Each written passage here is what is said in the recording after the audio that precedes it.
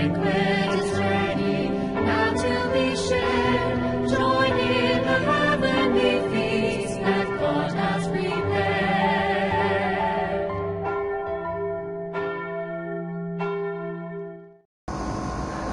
Selamat pagi peserta didik sekalian. Ini sudah kelas 12 dan kemarin kita sudah belajar tentang keadilan, kebenaran, kejujuran. Sekarang kita lanjut temanya pada perdamaian. Jadi kita memperjuangkan perdamaian. Nah, gereja hadir dalam sejarah dunia untuk melanjutkan perutusan Yesus Kristus.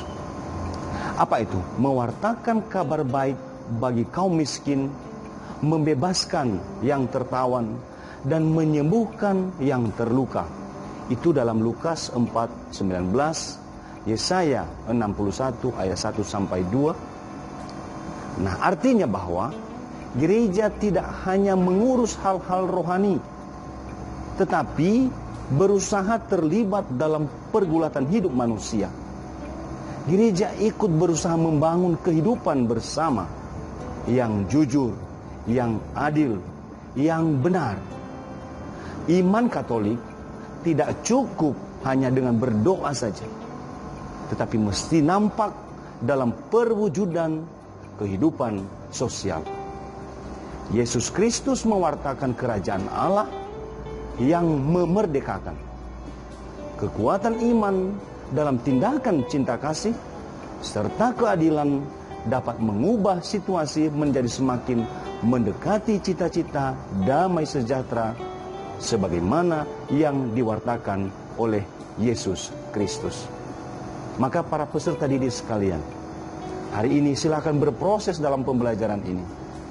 Maka untuk menguatkan pertemuan kita ini, mari kita dasari dan kita awali dengan doa. Sekarang kita masuk pada bab 2 bagian C, memperjuangkan perdamaian dan persaudaraan sejati. Mari kita awali dengan doa. Dalam nama Bapa, Putra, dan Roh Kudus. Amin. Ya Allah, Engkau yang menyebut anak-anak-Mu sebagai alat pembawa damai. Bantulah kami untuk bekerja tanpa lelah, untuk membangun keadilan, agar perdamaian dapat terjamin. Kami mohon utuslah Roh Kudus-Mu atas kami, agar kami dapat mewartakan nilai-nilai kerajaan-Mu kepada setiap insan, ciptaan yang Engkau cintai. Bantulah kami untuk membangun hidup masyarakat yang benar, harmonis, adil, dan damai. Kami mohonkan dengan perantaraan Yesus Kristus Putra-Mu, dalam persekutuan dengan Roh Kudus yang hidup dan berkuasa, sekarang dan selama-lamanya. Amin. Dalam nama Bapa, Putra, dan Roh Kudus. Amin. Nah, untuk masuk dalam topik ini, maka terlebih dahulu kita akan melihat bahwa akan masih banyak pertikaian, masih banyak kejadian perang di dunia ini sekarang. Ya, kita masih menyaksikan di Timur Tengah, di Irak, di Eropa, ya. Terkhusus juga yang paling dekat adalah di Indonesia, bahwa pertikaian antar sesama ya masih terjadi, sering karena alasan politik dan juga alasan keagamaan. Ini harus kita inventarisir supaya kita bisa melihat bahwa di tengah-tengah masyarakat, di tengah-tengah manusia masih sering terjadi pertikaian dan perang. Nah, kalau kita melihat ya alasan terjadinya, ya ada beberapa yang ditampilkan di sini yang sudah dicoba disurvei apa penyebabnya, apa alasannya. Ya, terutama rupanya fanatisme agama dan suku. Ya, ini disebabkan oleh kepicikan dan perasaan bahwa dirinya terancam oleh kehadiran orang lain, oleh kehadiran agama lain. Nah, pertikaian dan perang karena fanatisme agama selalu berlangsung lama dan sangat kejam. Ya, sangat kejam. Yang berikut adalah sikap arogansi dan keangkuhan. Sikap ini ya sifat yang dimana suku atau bangsa merasa diri kuat dan dapat bertindak secara sepihak dan sewenang-wenang. Jadi menampilkan kekuatannya. Makanya biasanya orang yang merasa kuat dia sangat arogan, Dan siapa yang tidak memiliki kerendahan hati, maka dia akan angkuh. Nah, alasan yang ketiga adalah keserakahan. Nah, banyak pertikaian dan perang yang berlatar belakang ekonomi karena ingin merebut tanda petik harta karun. Ya, maka untuk menempuhnya perang ya bisa saja terjadi. Nah, yang terakhir ya kesannya agak positif, merebut kemerdekaan dan mempertahankan hak. Ya, kadang-kadang perang terpaksa dilaksanakan untuk merebut kemerdekaan dan mempertahankan hak. Ini beberapa alasan yang ditampilkan. Nah, berikutnya kita lihat apa akibatnya bila terjadi perang. Yang pertama adalah terjadi kehancuran secara jasmani dan fisik. Ya, menyebabkan banyak orang mati. Sekian banyak sarana dan prasarana hancur. Sekian banyak ekologi punah dan sebagainya. Ya. Lalu yang kedua adalah kehancuran secara rohani, secara batin. Ya. Biasanya dalam perang dapat terjadi kejahatan terhadap kemanusiaan. Perang menyisakan trauma dan luka, perkosaan terhadap martabat dan peradaban manusia. Nah, perang dapat saja membawa akibat yang baik, tetapi tidak sebanding dengan kehancuran yang diakibatkannya. Apalagi di zaman sekarang.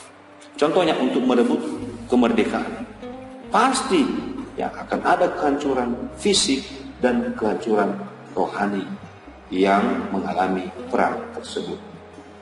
Nah, tentu manusia berefleksi, tidak mungkin kita tinggal dalam kondisi seperti ini. Ada kerinduan manusia pada perdamaian. Maka manusia ingin hidup tenang, ingin mengembangkan diri lebih manusiawi. Manusia membutuhkan kesadaran, pengakuan dan penghormatan terhadap martabat dan hak dasariah manusia. Ya, manusia yang manusiawi. Ya. Ini level moralnya. Lalu manusia yang manusiawi itu memiliki martabat dan memiliki hak dasariah. Hak-hak dasar, hak-hak asasi. Ya. Nah, maka kalau kita lihat dalam kitab suci, ada beberapa teks kitab suci yang saya munculkan di sini.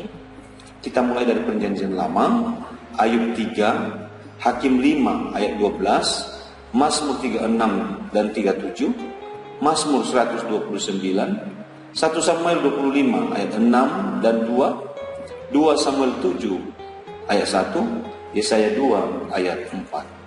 Nah, semuanya ini adalah melambangkan atau menceritakan tentang kerinduan manusia akan perdamaian dan kehendak Tuhan untuk menciptakan masyarakat yang damai. Maka untuk menjelaskannya, ya seluruh kutipan teks kitab suci tadi terangkum dalam satu kata shalom. Ya, bukan hanya ucapan semata shalom. Ketika kita menyatakan kepada seseorang shalom, menyapanya, maka sebenarnya yang kita harapkan adalah ada kesejahteraan pribadi pada orang itu dan ada kesejahteraan dalam masyarakat. Arti lain lagi apa? Bahwa berkat Allah bagi seseorang itu dan keluarganya. Makanya biasanya jawaban kita waktu misa, Tuhan sertamu dan sertamu juga. Itu sama dengan kata shalom. Lalu shalom itu merupakan harapan seseorang untuk memperoleh kebaikan dalam hidupnya. Jauh dari pertikaian, jauh dari perang. Nah, damai ya berhubungan dengan ketiadaan cacat celah, keadilan. Terciptanya suasana aman dan berada dalam rumah Tuhan. Lalu persetujuan dan persesuaian dengan keteraturan batinnya. Ini sih ya kata-kata ini sangat dalam artinya. Ya. Ketiadaan cacat celah, keadilan. Di mana terjadi ketidakadilan, nggak ada damai di situ. Ya. Nah, tapi kalau kita berada dalam rumah Tuhan, maka suasana aman, tidak ada ketidakadilan di situ. Ya, yang ada adalah damai, sesuai antara kata dan tindakan, maka batinnya menjadi bersih. Maka untuk itu Yesus mengajarkan apa tentang damai? Itu Yohanes 14:27.